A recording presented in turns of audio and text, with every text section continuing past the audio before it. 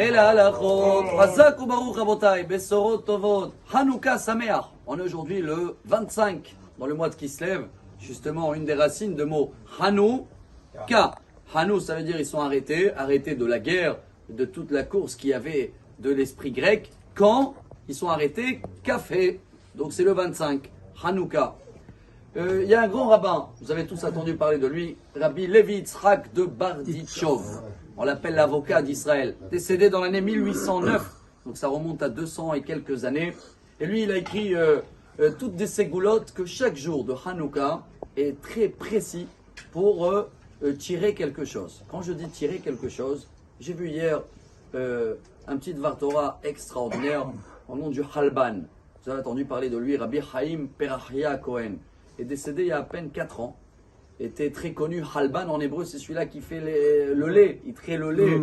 Et il a habité à Givrataim. Et un des plus grands kabbalistes de tout le monde, ils allaient le voir.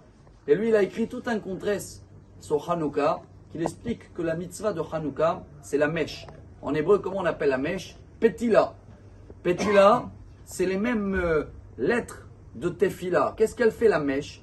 La mèche, elle tire ce qu'il y a en bas, et grâce à ça, elle peut faire monter en haut le feu. Donc, il y a le feu qui vient et qui va tirer l'huile, et que nous, c'est pareil. L'huile, c'est notre âme, et avec la prière, qu'est-ce qu'on fait?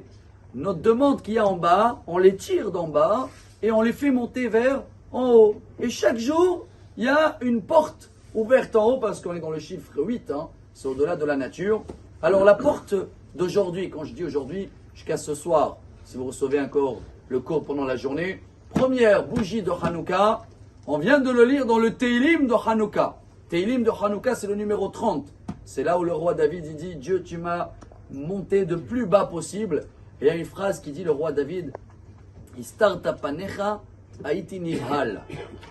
C'est quoi nivhal? Des fois, on est déprimé, on se sent seul, angoissé, paumé, seul comme la première bougie de Hanouka. Alors là, à partir de ce soir, ça va se rajouter encore de la lumière pour nous dire que Dieu, il nous dit, t'es jamais seul. Donc, première bougie de Hanouka. Et priez, si vous avez eu le message avant ce soir, se demander que toute l'année, si Dieu veut, on sera ni déprimé, ni seul, ni angoissé, ni se sentir abandonné. Et après, le message de ce soir, on va pas le rater. Quand vous allez se mettre devant les bougies pendant la demi-heure magique. Et on est capable. Hier, le monde entier, il a prouvé à Dieu qu'il peut tout arrêter à 17h, à l'heure de l'allumage, et rester devant, si on peut rester devant un écran, 120 minutes, on peut rester bien sûr devant les bougies pendant une demi-heure. Et je vous dis pas que dans la Kabbalah, bon ça c'est les niveaux, pas à nous. Il y en a que pendant une demi-heure, ils regardaient dans la bougie ce qui peut se passer dans l'année pour eux. Mais ça c'est un niveau. Mais nous, au moins, devant la bougie, on va demander quoi? C'est quoi la deuxième bougie? Demain, on va essayer de renforcer un peu ça. C'est beau, si tu pries aujourd'hui de ne pas être seul, il faut être marié pour ça. Alors le Ségoula des mariages, plus Shalom Bayit pour ceux-là qui sont déjà mariés. À quoi ça sert si sont chacun vit seul parce qu'ils ne sont pas ensemble? Donc la deuxième bougie de Hanouka, c'est la plus belle Ségoula de Shidur, mariage, plus Shalom Bayit. Voilà tous ces jackpots qu'on a essayé de partager pendant ces 3 minutes. À nous de profiter, de bien charger notre l'huile et de bien utiliser notre mèche. Et comme ça, tout ce qu'on va demander d'en bas va monter en haut et va nous éclairer toute l'année. Hanouka Sameach, Amar Rabbi Elazar.